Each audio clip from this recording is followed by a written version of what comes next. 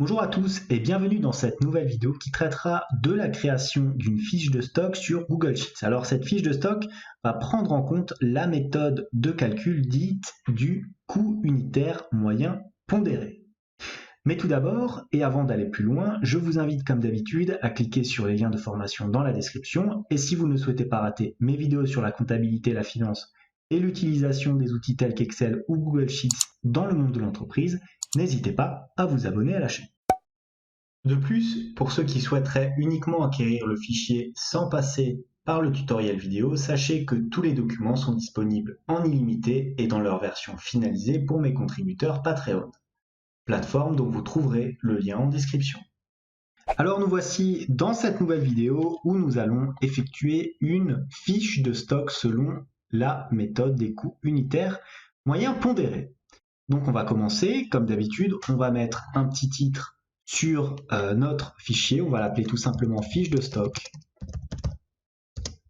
entre parenthèses CUMP pour coût unitaire moyen pondéré. Voilà, comme ça. Alors avant de fusionner les cellules, je vais tout de suite créer mon tableau. Donc il va démarrer à partir, mettre voilà, ici au niveau de la cellule B6 où nous allons y intégrer les différents éléments de date. Voilà, je vais le fusionner sur deux cellules comme ceci. Je vais naturellement centrer le tout et aligner au centre. Voilà. Une fois que j'ai fait ça, je prends ma colonne ici, je la raccourcis un petit peu, et je crée mon premier tableau qui va correspondre aux achats effectués. Achats composés naturellement des différentes quantités.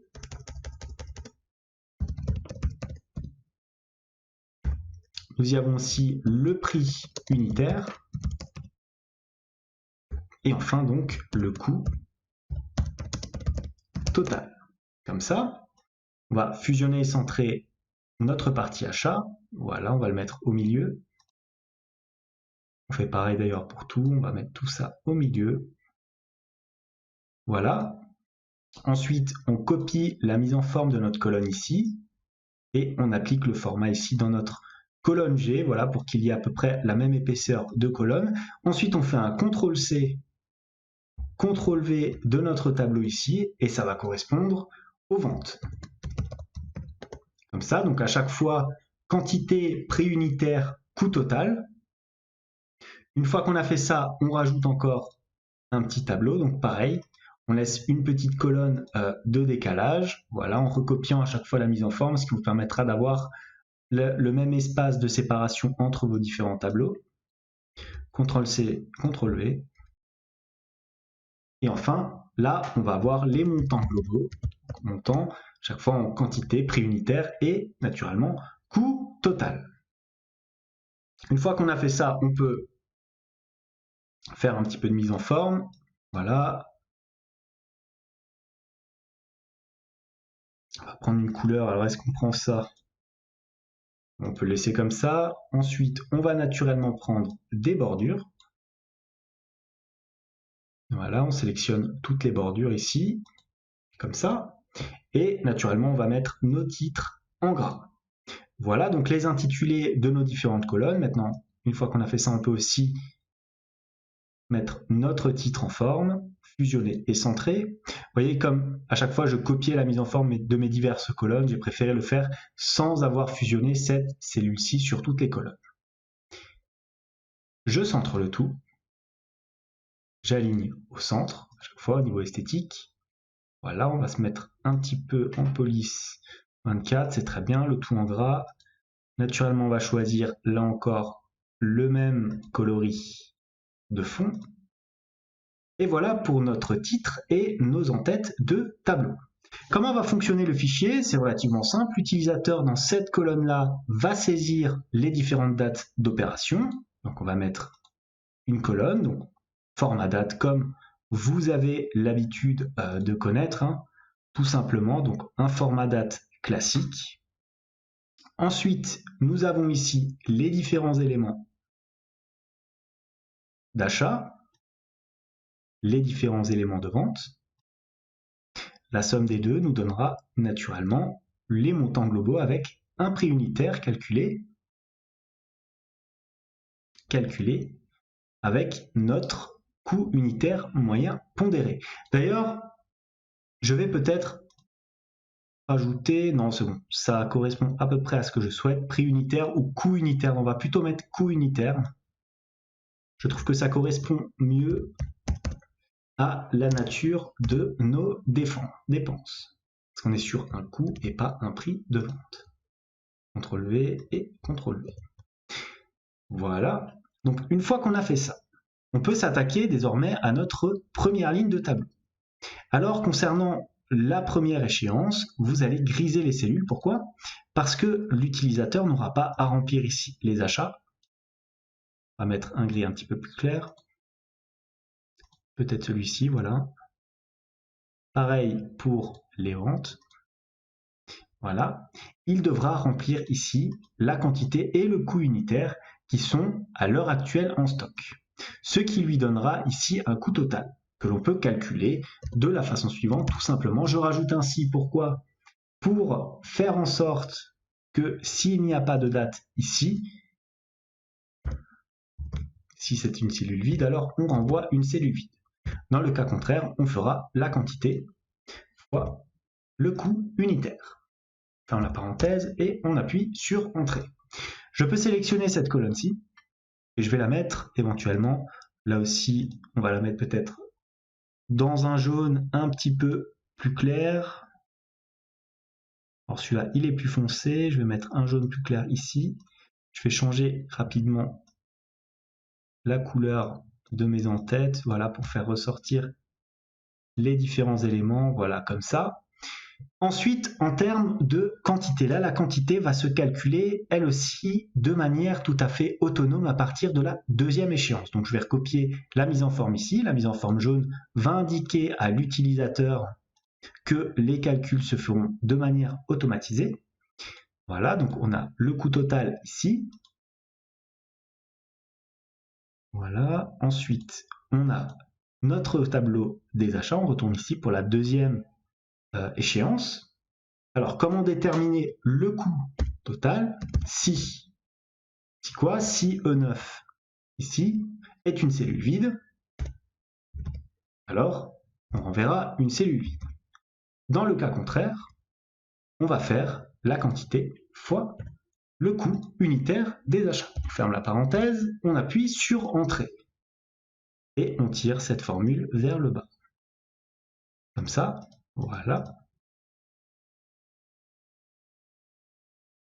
Alors je vous propose éventuellement de la griser. Voilà, pour bien montrer à l'utilisateur que les données saisies ici vont être automatisées. On peut le mettre aussi en gras éventuellement.